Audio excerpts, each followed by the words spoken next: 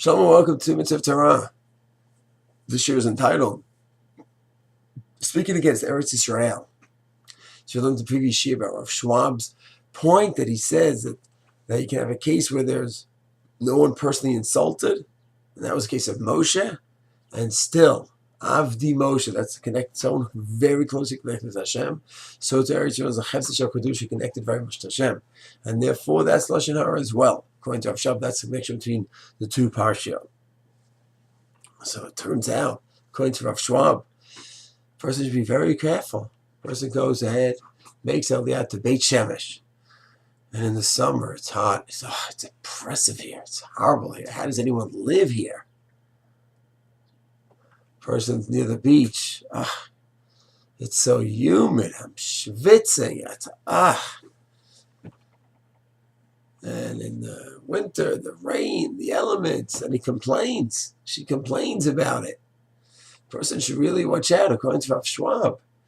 He goes ahead, and it's not just Rav Schwab. Rav Schwab just has the Chiddush on the connection between Miriam to the Meraglim. The Chazal already make the connection between Miriam and the Meraglim, that she spoke Lashon Hara and they spoke Lashon Hara. He just adds in an idea that you can have a Lashon. The Chiddush of Miriam, that's Lashon Hara, we're at with someone who's not even hurt.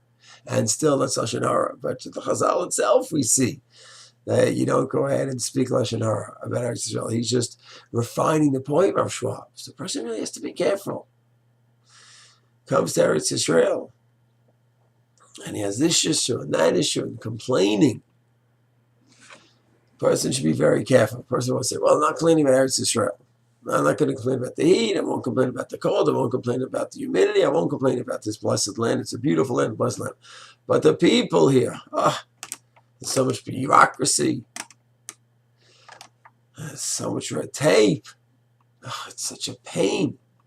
I wonder what Rav Schwab would say about that. Because if you look at the case of the spies, it wasn't only over the elements. It was over the people there and things that were going on there.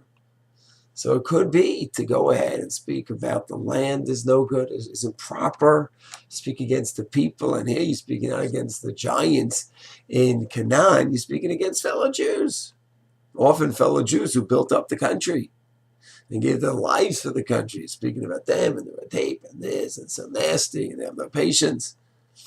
So that person really should think through. The person has the bracha, the zechut, the privilege to be in Eretz Yisrael. I think it should be, first, it should be in a state of pause, just appreciating the brachot. And sometimes there's some challenges for sure, like any country will have. And we should always put them in perspective. Person comes, makes aliyah, says so much bureaucracy. Didn't have that in America. Well, you didn't make aliyah when you're 40, 50, or 60, or 70. You didn't go ahead and make aliyah to America, aliyah. See if you have to deal with all the stuff there. Speak the language there naturally more than here. So there's not bureaucracy, there's just a change of situations. So often, it's nothing to do with bureaucracy and red tape and this and that. It's a change, it's a new reality that you would have had in any other country. So that also makes it even worse, where this is nothing negative. It's just a process. Person has to go through the Aliyah process. So that means you're just putting a negative spin on it. Unnecessarily, that's even worse. Stam to speak Lashon Hara is bad about the country, about the people, and when it's totally inappropriate. So a person really should be in a state of pause when he speaks against Eretz Yisrael, against Am Yisrael and Eretz Yisrael. It has a special role, a special prohibition, according to Shlach, according to the Rashi, and especially according to Rav Schwab.